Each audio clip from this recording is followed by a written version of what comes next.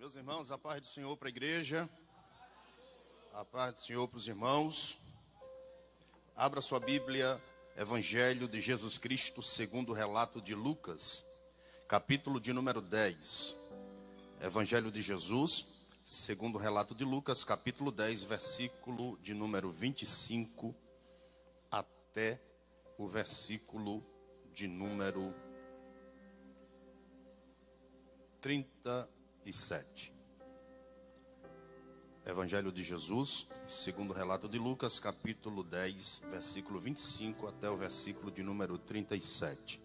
Enquanto vocês procuram, quero agradecer a Deus por mais uma vez poder estar sendo útil na sua obra, engrandecer ao nome do Senhor e louvá-lo pela vida dos nossos pastores, presidentes, nossa liderança, pastor Jacques Balbino, pastora Cláudia Balbino, engrandecer a Deus pela vida dos nossos líderes que têm sido instrumentos de Deus para abençoar nossas vidas, e nós agradecemos a Deus pela vida deles, pelo que Deus tem feito através da vida deles em nossa vida, em nosso ministério, em toda a igreja, em todo o estado de Alagoas. Os irmãos orem pelos nossos pastores, para que as mãos do Senhor continuem estendidas sobre eles, lhe dando graça em nome de Jesus. E justificar desde já a ausência dele, não pôde estar conosco por um motivo justo, mas os irmãos continuem orando. Agradecer a Deus pela vida. Está pregando lá na igreja sede, lá no Braz. Então os irmãos orem para que Deus use o servo de Deus, para que o nome do Eterno seja glorificado. Louvar a Deus pelo pastor Wellington, pastor Fábio, os demais pastores, amigos, que Deus abençoe poderosamente em nome de Jesus. Quantos acharam a referência sugerida de um sinal dizendo glória a Deus? Diz assim a poderosa palavra do Senhor: e eis que se levantou um certo doutor da lei, tentando-o e dizendo: mestre, que farei para herdar a vida eterna? E ele lhe disse: como está escrito na lei? Como lês? E respondendo ele disse: amarás ao Senhor teu Deus de todo o teu coração, de toda a tua alma, de todas as tuas forças e de todo o teu entendimento, e ao teu próximo como a ti mesmo. E disse-lhe Jesus: respondeste bem, faça isso e viverás. Ele, porém, querendo justificar-se a si mesmo, disse a Jesus: e quem é o meu próximo? E Jesus respondendo disse: descia um certo homem de Jerusalém para Jericó, e caindo nas mãos dos salteadores, os quais o espancaram, e espancando, se retiraram dele, deixando-o meio morto. E ocasionalmente descia pelo mesmo caminho certo sacerdote, e descendo e vendo, passou de largo. E de igual modo também um levita, chegando àquele lugar, vendo, passou de largo. Mas um samaritano, que ia de viagem, chegou ao pé dele, e vendo-o, moveu-se de íntima compaixão, e aproximando-se, atou-lhe as feridas, aplicando-lhe azeite e vinho, e pondo sobre sua cavalgadura, levou para uma estalagem e cuidou dele.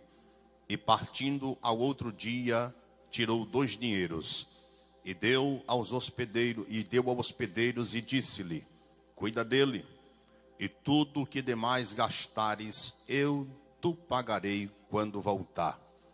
Quando pois destes 3, qual pois destes 3 te parece que foi o próximo daquele que caiu na mão dos salteadores? E ele disse: o que usou de misericórdia para com ele. Disse, pois, Jesus: vai e faze a mesma maneira, e você dá glória a Deus. Pode sentar, engrandecendo ao nome do Senhor. Queridos e amados do Senhor Jesus, quando eu abro a minha Bíblia, dentro do texto em que nós acabamos de ler, eu encontro aqui uma passagem bastante conhecida da igreja do Senhor, daqueles que gostam, daqueles que sentem prazer em meditar nas santas escrituras, na palavra do Senhor nosso Deus. Conhece esse texto de cor e salteado, onde nos diz o prólogo do texto: falando acerca da parábola do bom samaritano. Todos nós conhecemos esse texto, mas que nessa noite nos traz uma revelação da parte do Senhor aos nossos corações.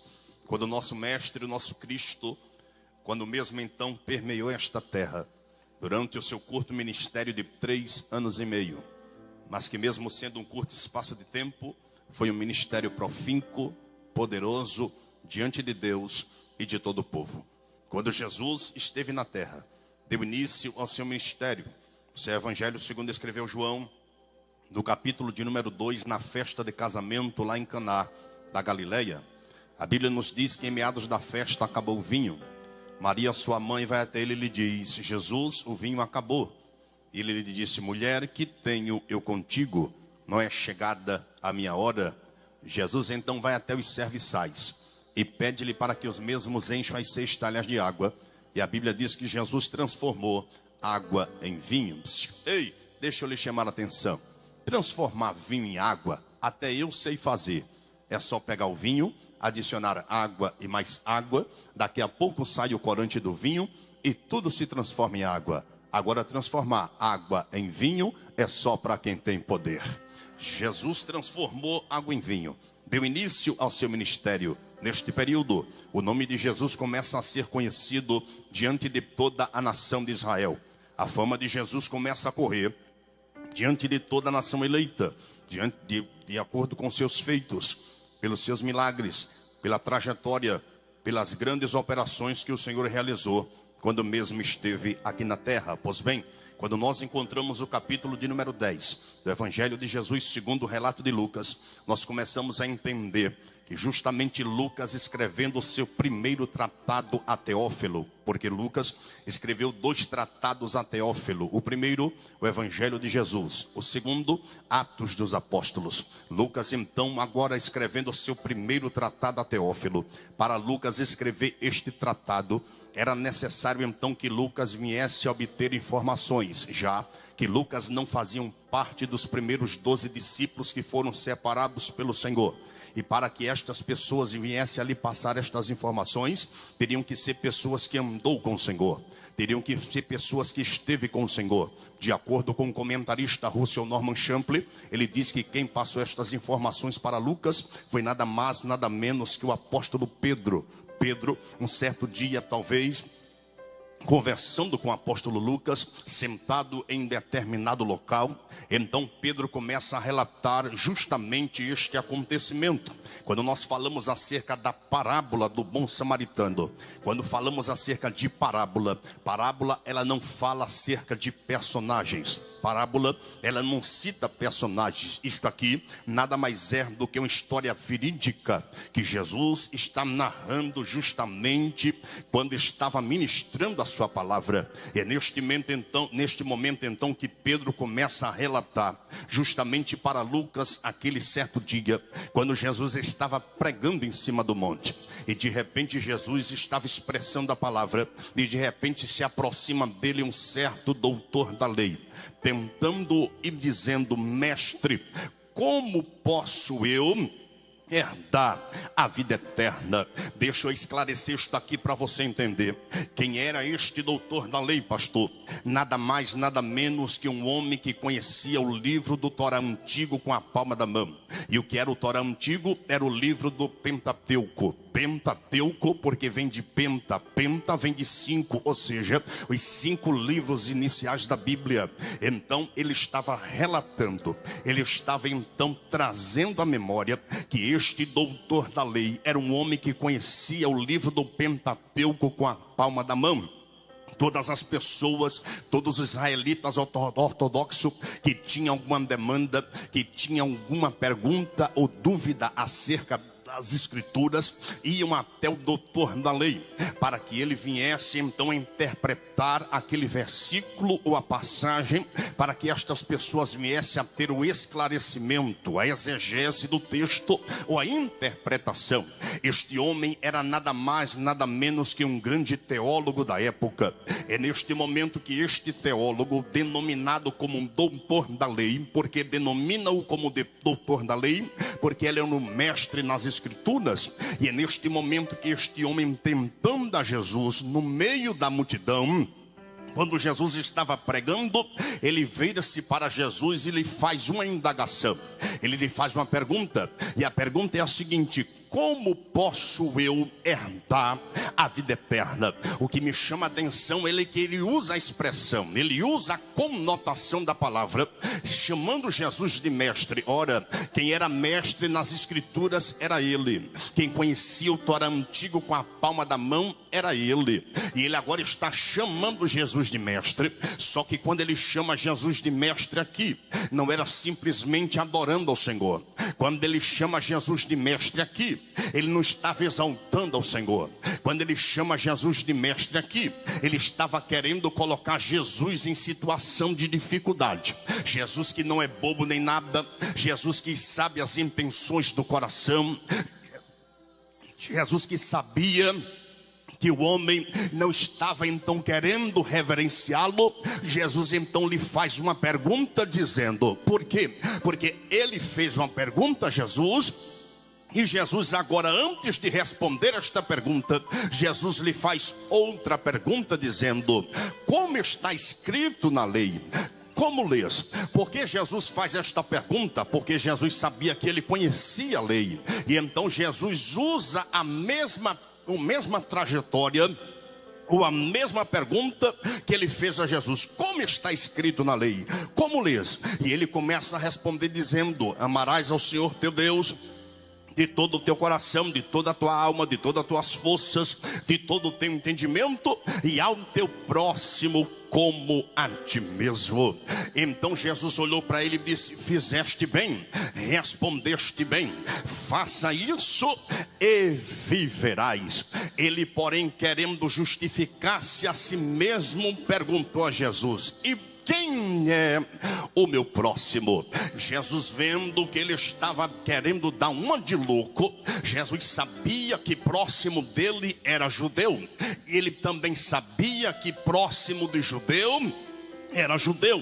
Quem fizesse parte de outra linhagem, quem fizesse parte de outra nação, não é considerado como irmão de judeu. Quem fizer parte de outra nação, não é considerado como próximo de judeu. É aqui que eu começo a entender que quando Jesus viu que ele estava querendo justificar-se a si mesmo, eu imagino Jesus dizendo: já que você está dando uma de doido, então eu vou esclarecer para você. Teve um certo viajante que estava andando de caminho de Jerusalém para Jericó. Obrigado. Então, quando este homem vai andando nas ruas pedregosas de caminho de Jerusalém para Jericó, este homem caiu nas mãos dos salteadores. Olhe para mim, preste atenção. É aqui que eu começo a entender, pastor Wellington, porque do trajeto de Jerusalém para Jericó era o equivalente a 25 quilômetros a pé. Agora imagine comigo, este trajeto era justamente uma rua comprida que tinha duas paredes de pedra, e cada parede dessa tinha um equivalente a 2,5 metros de largura. Eram paredes intransponíveis, eram paredes que não tinham possibilidade de se pular ou então de passar por baixo. Eram paredes então de pedra pura que não tinha possibilidade de voltar. É aqui que eu começo a entender que quando este homem vai passando de caminho de Jerusalém para Jericó, ele cai nas mãos destes salteadores. De acordo com o escritor Herbert Luke, quando escreveu a sua grande obra Todas as Parábolas da Bíblia, Herbert Luke diz que esses assaltantes que assaltaram este homem eram nada mais, nada menos que os mesmos trabalhadores que trabalharam no templo na construção de Herodes, onde durou 40 anos. E depois que o templo então está construído, eles foram dispensados do trabalho. Eles passam a assaltar de caminho de Jerusalém para Jericó. É neste momento que este homem vai indo de Jerusalém para Jericó, onde ele cai nas mãos dos salteadores. Neste momento, disse Jesus, que então quando quando ele cai nas mãos dos salteadores, bateram tanto nele que deixaram ele meio morto. A palavra meio morto no original grego significa desmaiado. Agora escute para você entender. O que leva-nos a entender no texto é que ele reagiu ao assalto, e na proporção que ele vai reagir ao assalto, os assaltantes começaram a bater nele, os assaltantes começaram a espancá-lo, e nesta proporção que ele vai espancando, deixa o moço desmaiado. É aqui que eu começo a entender que os assaltantes arrancam tudo dele, que os assaltantes levam tudo que ele tem, que os assaltantes vão exaurir tudo aquilo que ele possui, e na proporção que eles arrancam tudo, vão embora e deixam o homem desmaiado à beira do caminho. Deixa eu te chamar a atenção para você entender. Neste momento Jesus começa dizendo que então vai passando agora um sacerdote. Quem era o sacerdote? Era justamente aquele que ministrava no templo. Então os levitas, eles eram divididos em três classes. Primeira classe, chamada de classe dos sacerdotes, aqueles que ministravam no templo do Senhor. Segunda classe, chamada de classe dos cantores, aqueles que entoavam hinos de adoração no templo do Senhor. Terceira classe, chamada de classe dos porteiros, aqueles que guardavam o templo da casa do Senhor. A primeira classe vai passando neste exato momento, que era justamente o sacerdote. E quando o sacerdote vai passando, a Bíblia diz que ele, vendo o homem, ao invés de ajudá-lo, ele passou de lado e foi embora. Deixa eu lhe chamar a atenção para você entender. O sacerdote ministrava no templo, o sacerdote estendia a mão para Jesus, para Deus abençoar, o sacerdote estendia a mão para Deus honrar, o sacerdote estendia a mão para Deus abrir a porta. Agora escute, ele tinha todo o direito de abençoar este homem, ele tinha todo o direito de ajudar este homem, mas ele não ajudou. É bem verdade que a lei dizia que o sacerdote não podia tocar em nada morto. É bem verdade que a lei dizia que o sacerdote tinha que ficar cerca de 50 metros de distância de qualquer coisa morta, sendo animal, sendo ser humano ou qualquer tipo de situação. Ele tinha que ficar cerca de 50 metros. O que me chama a atenção é que a Bíblia diz que o homem não estava morto, o homem estava desmaiado. Então ele tinha toda a obrigação de pegar na mão deste homem, de levantar este homem, de cuidar deste homem, mas ele não cuidou, ele passou de lado. Mas a Bíblia então vem trazendo a narrativa. O próprio Jesus disse que vem o segundo personagem. E quem é o segundo personagem? Nada mais, nada menos que o levita, aqueles que entoavam hinos de adoração dentro do templo do Senhor. E quando eles vêm passando, eles observam que o homem estava no chão. Eles também tinham toda a obrigação de ajudar. Eles também tinham toda a obrigação de estender a mão. Eles também tinham toda a obrigação de colocar este homem então sobre os seus ombros e cuidar dele. Mas a Bíblia diz que eles também passou e também não ajudou. É aqui que eu começo a entender que vem passando o terceiro personagem. E quem era o terceiro personagem? Nada mais, nada menos que o samaritano.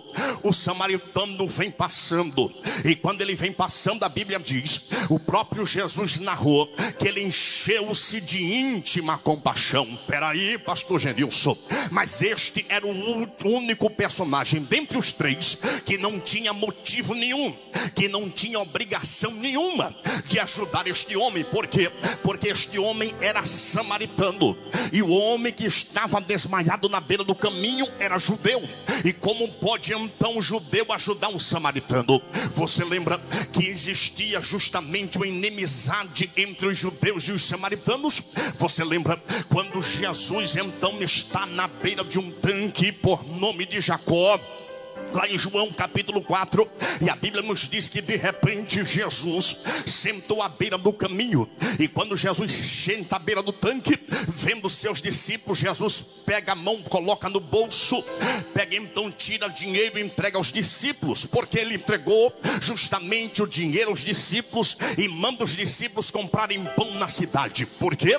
Porque de acordo com a tradição judaica, um homem não poderia ser visto conversando com a mulher perante a sociedade. E Jesus sabia que ele teria um encontro com esta mulher, justamente para mudar a história dela, justamente para mudar a vida dela, justamente para mudar a trajetória da história dela. Quem pode levantar a mão e dar glória? Porque Jesus continua mudando a história, porque Jesus continua mudando a trajetória. Não interessa a vida que alguém viva, o que interessa é que Jesus continua pegando pela mão e levantando para dar vida. Só quem crê, levante a mão, abre a boca.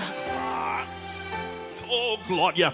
É aqui que eu começo a entender que Jesus então pega o dinheiro, entrega na mão dos discípulos e diz: vão para a cidade comprar alimento. E a Bíblia diz que eles vão, porque se eles tivessem visto Jesus conversando com esta mulher, então eles iriam julgar a Jesus. Jesus que não é bobo nem nada, Jesus que sabe tratar na alma. Jesus então entrega, e quando eles vão, é neste momento que a samaritana vem se aproximando da beira do tanque. Só que a Bíblia diz que ela vinha com um cântaro na mão, e quando ela chega na beira do tanque, Jesus olhou para ele e disse: dá-me de beber. Olha para cá, Jesus olhou para ela e disse: dá-me de beber. E eu tenho outra mensagem que Jesus me deu, e eu coloquei um tema muitos anos atrás, e o tema foi esse, pastor Wellington: o dia em que a água teve sede. Porque Jesus é água, e ele vira-se para a mulher e lhe diz: dá-me de beber. Se ele, que é a água, pede a mulher de beber, é o dia em que a água teve sede. Agora presta atenção, é aqui que eu começo a entender que quando Jesus então parou, Jesus, quando pede de beber a ela, ela olhou então para Jesus e disse: como podes tu me pedir de beber a mim, sendo eu mulher samaritana? Tu não sabe que os judeus não se dão com os samaritanos? Tu não sabe que os judeus não se comunicam com os samaritanos? Tu não sabe que os judeus não falam com o samaritano? Tu não sabe que os judeus, aonde tiver um samaritano, o judeu não chega? Tu não sabe que os judeus não compartilham nada com o samaritano? Ai, meu Deus do céu, Jesus, segura a minha língua, que eu já vou começar a desenrolar o rolo completo aqui nessa noite.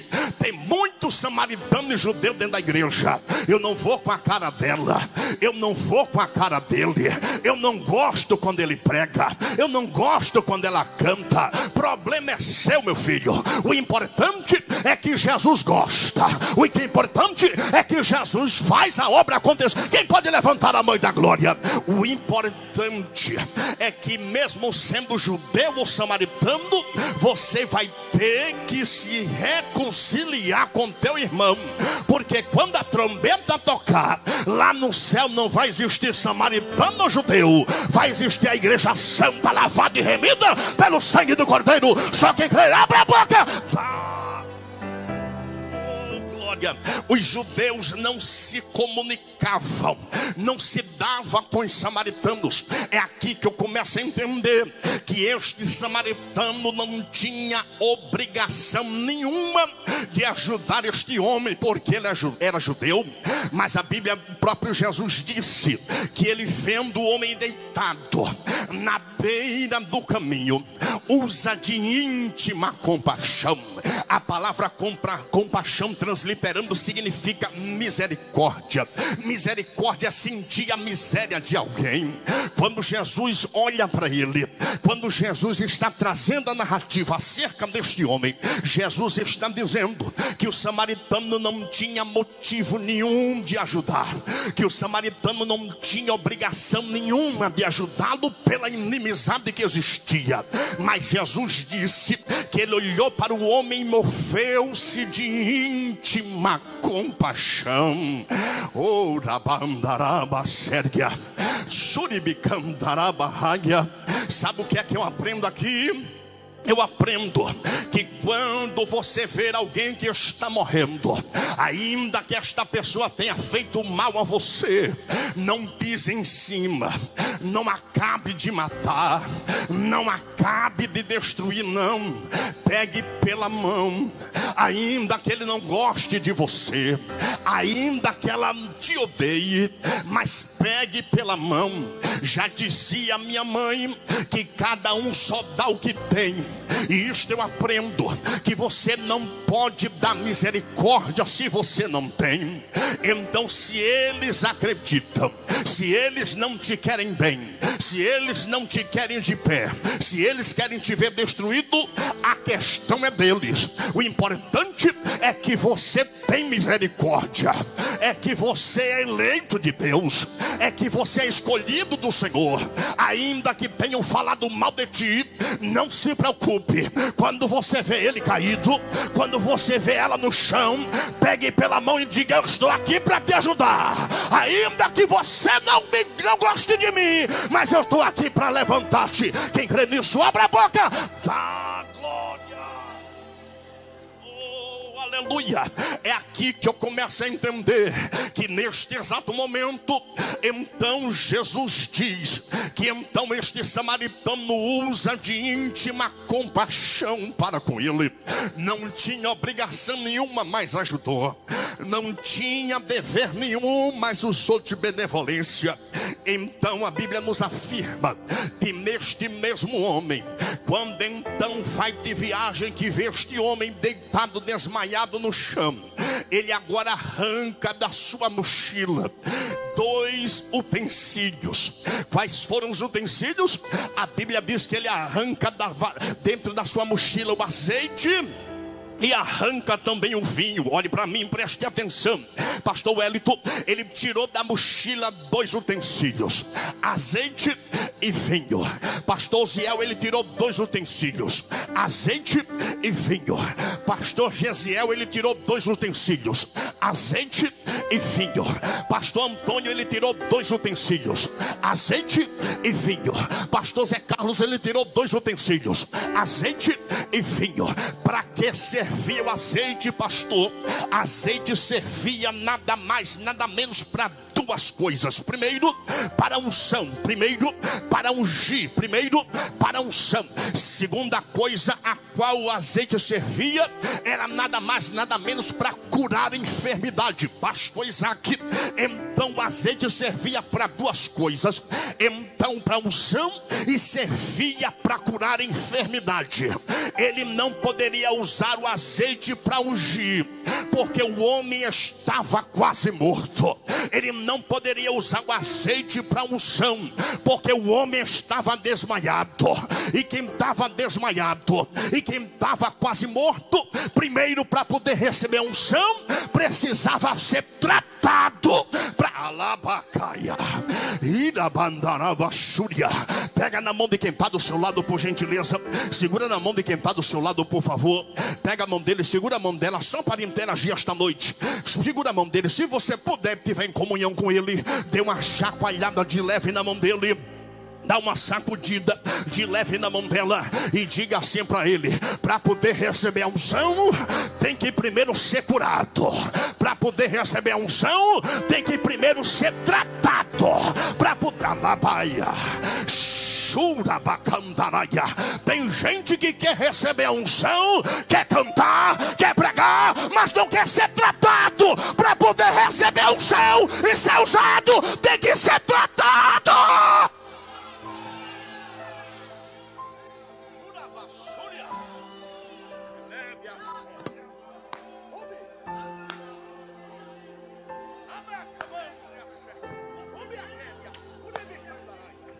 Quem pode levantar a mão, abra a boca para dar glória. Quem pode levantar a mão, abra a boca para dar glória. Para poder receber a unção, primeiro tem que ser curado. Para poder receber a unção, primeiro tem que ser tratado. Foi por isso que o bom samaritano, ele primeiro derrama o azeite para curar. Outra coisa e outro utensílio que o samaritano vai levando na viagem era nada mais, nada menos que o vinho. E para que servia o vinho?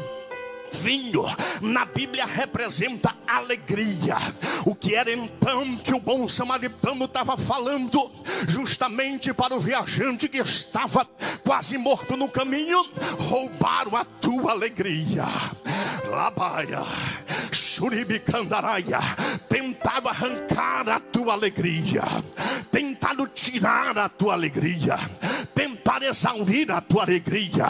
Mas nessa noite o Senhor te trouxe até aqui para te dizer que ainda que tenham batido em você, ainda que tenham tentado denegrir a tua imagem, ainda que tenham espancado você com a língua, mas nessa noite Jesus está dizendo: não se preocupe, porque eu estou derramando azeite para curar esta ferida.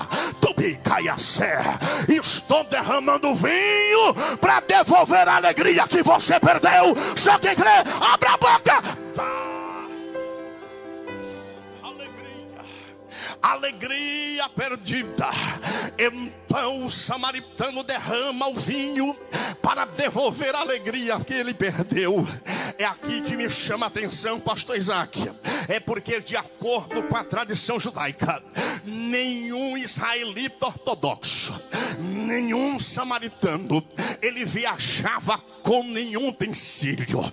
O que me chama a atenção é isso, porque o costume deles era de viajar sem nada, justamente por causa dos assaltos. E justamente neste dia, e justamente nesta ocasião, ai meu Deus, o samaritano leva azeite, o samaritano leva vinho. Oh meu Deus do céu, olha para quem está do teu lado e diga assim para ele: não importa a ocasião, o que importa é que você esteja sempre preparado para curar alguém, para dar alegria para alguém. Diga de novo, eu acho que ele não entendeu, senão já tinha dado glória. Diga de novo: esteja sempre pronto, esteja sempre preparado para curar alguém, porque o nosso chamado não é para matar, é para curar. Porque a nossa vocação não é para matar, é para curar. Porque o nosso chamado não é para denigrir, é para levantar. Porque o nosso chamado não é para matar, é para levantar, é para dar vida. Só quem tem esse chamado, abre a boca.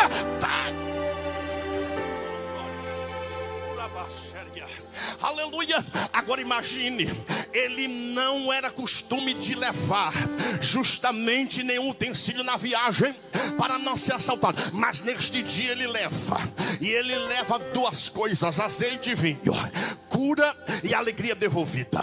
Cura e alegria devolvida. Cura e alegria devolvida. Cura e alegria devolvida. Jesus está dizendo nessa noite: eu estou curando e eu estou devolvendo alegria. Eu estou curando e eu estou devolvendo alegria. Eu só vou parar de repetir quando você entender. Eu estou curando e eu estou devolvendo alegria. Eu estou curando e eu estou devolvendo alegria. Sabe o que é que Jesus está dizendo? É que vai ter festa lá no meio da tua casa. É que vai ter festa lá no meio da tua família. Quem crê, abra a boca da glória. Quem crê, abra a boca e exalta.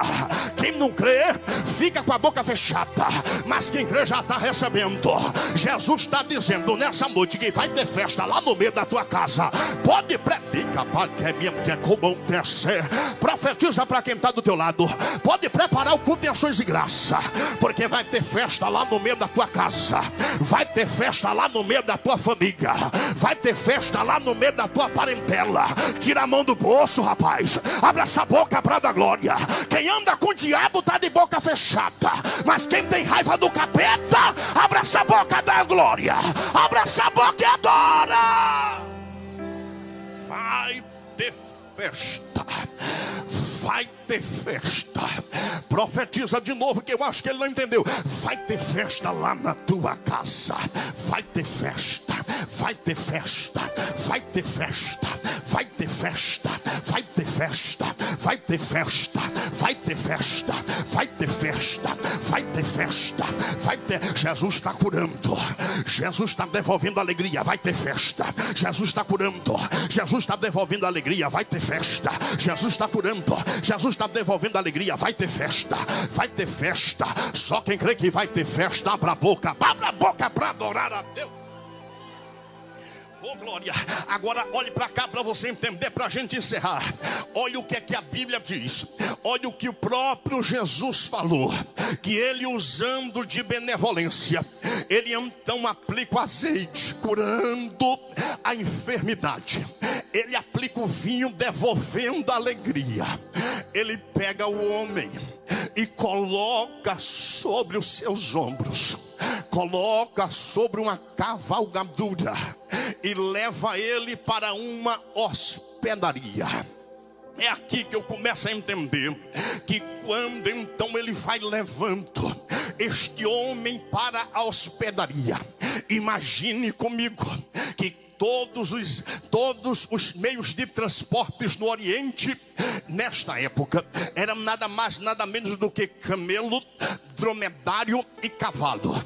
Então a Bíblia nos diz que ele coloca ele sobre justamente então um animal, e ele vai em cima. Aí imagino que seja um cavalo. Não está na Bíblia, mas é hermenêutica. Me abra a janela para brilhantar a mensagem. Segure que lá vai. Quando coloca ele em cima do animal, pastor Wellington, imagine que o animal vai cavalgando, e de repente, na proporção que o animal vai cavalgando, de repente o homem está desmaiado, vai tentando cair para o lado, e de repente o samaritano estende a mão e diz: daqui você não cai. De repente ele vai cair para o outro. O samaritano estende a mão mais uma vez e disse: ninguém vai deixar você cair. Ai, meu Deus do céu. Sabe o que é que Deus está dizendo? É que ainda que você não veja, tem gente cuidando de você. Abra a boca para dar glória. Ainda que você nem imagine, tem gente estendendo a mão para te segurar. Segurar como, pastor? Na oração. Segurar como, pastor? No joelho. Você continua de pé porque tem gente de joelho te segurando. Quem pode crer? Quem abre a boca? Dá glória. A Bíblia nos diz que quando ele chega lá na estalagem, parece que eu estou vendo, ele chega na estalagem, tira o moço, joga de novo nos ombros, o corpo pesado, um corpo que estava todo ensanguentado, mas agora ele vai levando o homem para o hospedeiro. E quando ele chega diante do hospedeiro, ele entrega o homem ao hospedeiro e diz: cuida dele. E a Bíblia diz que ele dá dinheiro para este homem, tira 2 dinheiros, entrega então para este hospedeiro e disse: cuide dele, e se porventura eu vou viajar, e quando eu voltar, se porventura então ele tiver gasto a mais daquilo que eu te dei, eu te pagarei quando voltar. Oh glória, oh glória. Vamos entender isso aqui? Vamos mastigar isto aqui? Pastor Genilson, me explica aqui. Quem é este bom samaritano? O bom samaritano aqui nada mais é do que Jesus de Nazaré. E o Senhor me prova, vou explicar para você entender. Jesus é o bom samaritano. Nós éramos inimigos de Deus. Nós transgredimos contra Deus. Nós estávamos afastados de Deus. Já era para você ter dado glória, mas não tem problema. Nós estávamos longe de Deus. Aí Jesus veio. E o apóstolo Paulo, quando escreveu a sua missiva aos irmãos em Éfeso, capítulo 2, verso 13, Paulo disse: nós que estávamos longe, mas por causa do sangue de Jesus nos aproximamos dele. E hoje temos ousadia de entrarmos no santuário pelo sangue. Quem pode levantar a mão da glória? Jesus nos aproximou do Pai. Jesus então pega o homem, joga na estalagem, dá o dinheiro para ele, dá 2 dinheiros para ele, e disse: se ele gastar, quando eu voltar, se gastar mais disso, quando eu voltar, eu te pagarei o máximo que ele gastar. Deixa eu te chamar a atenção para você entender. Jesus pagou o preço lá na cruz. Oh glória. Já era para você ter dado outra glória, mas não tem problema. Ele pagou o preço lá na cruz. E o sangue que ele derramou na cruz é uma moeda que não perde o valor. Ah, meu Deus, é uma moeda que não perde o valor. Eu vou repetir para ver se você dá mais um glória. glória. É uma moeda que não perde o valor. O sangue de Jesus não tem tempo determinado de durabilidade ou de valor. É uma moeda que nunca vai perder o valor. Jesus disse: eu vou te pagar, e quando eu voltar... Deus, quem é o hospedeiro, pastor? O hospedeiro é nada mais, nada menos que o divino Espírito Santo. Jesus nos guardou, Jesus nos salvou, derramou seu sangue sobre nós, e agora entrega, depois que ele vai para o Pai, ele entrega a cada um de nós que estávamos perdidos, caídos como morto no meio do caminho, andávamos bebendo cachaça, o cachorro lambia a boca de muita gente. Jesus salvou, transformou, libertou, deu o Espírito Santo e fez uma nova criatura, encheu da sua glória, e hoje está aqui para adorar a Ele. Quem pode levantar a mão da glória? Aí Jesus veio, entregou a cada um de nós ao hospedeiro e disse: agora eu vou viajar. Agora eu vou viajar, mas eu já paguei o preço. Eu já paguei o preço. Eu já paguei o preço.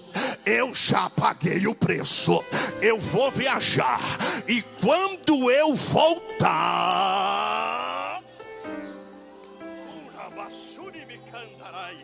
Sabe quem é que cuida da igreja aqui na terra? O hospedeiro. E quem é o hospedeiro? Nada mais, nada menos que o divino Espírito Santo. É Ele quem cuida da igreja. É Ele quem fortalece a igreja. É Ele quem levanta a igreja. É Ele quem capacita a igreja. Então Ele vai nos entregar o bom samaritano. Mas como? Cumprindo-se então aqui agora justamente o casamento judaico. Pastor, não estou entendendo o que é que esse casamento judaico tem a ver com a mensagem que o Senhor está pregando. Jesus, sendo Ele o bom samaritano, entregou a igreja, entregou a cada um de nós ao hospedeiro, que é o Espírito Santo. Viajou e foi para o mais alto dos céus. Já era para ter dado a tua glória, mas não tem problema. Mas Ele prometeu, que disse: eu vou voltar, e quando eu voltar, se Ele tiver gasto mais alguma coisa... Que gasto é esse que Jesus está se referindo? É cada transgressão que nós realizamos, é cada erro que nós fazemos, está sendo pago. Sabe por quê? Porque a moeda não perde o valor. O sangue de Jesus não perde o valor. Aí Ele prometeu que vai voltar. Ele disse que vai voltar. Ele prometeu que vai voltar. Só quem está esperando, levante a mão de glória. Ele prometeu, e Ele disse que quando voltar, vai voltar para se casar com a igreja. E o casamento vai se cumprir aqui, justamente como o casamento judaico. Não estou entendendo como aqui a terra acontece. Aqui na terra acontece o casamento, que justamente a noiva é quem vai ao encontro do noivo ao pé do altar. O noivo fica esperando a noiva, e a noiva demora para chegar. E uma demora santa para a noiva chegar. É assim ou não é? É. E a noiva demora, ela se adorna para o dia do casamento. Ela então coloca o vestido, ela então faz as pinturas, esperando o grande dia. É o dia do casamento, é o dia mais esperado da noiva. Mas quando chega na porta da igreja, quem é que está lá esperando? A igreja e o noivo ao pé do altar. Quando então a noiva desce do carro, automaticamente então o sonoplasta coloca o fundo musical do casamento. Todo mundo já sabe que é a noiva que chegou. Todo mundo já compreende que foi a noiva que chegou. A igreja fica de pé e olha para trás. Então a noiva vai adentrando a igreja, e ela é quem vai ao encontro do noivo. No casamento judaico é completamente diferente. Não é a noiva que vai ao encontro do noivo, é o noivo quem vai ao encontro da noiva. Você lembra da parábola das 10 virgens? Quantas e quantas vezes eu não ouvi alguém pregar dizendo que estas 10 virgens representavam a igreja. 5 prudentes, 5 insensatas. 5 prudentes, 5 loucas. Então 5 subia, 5 ficava. Conversa, irmão. Se 5 ficar e 5 subir, Jesus perdeu para o diabo. E Jesus nunca vai perder para o diabo. Quem são essas 10 virgens então que o texto fala? As 10 madrinhas de casamento. E onde é que está a noiva? Está em casa.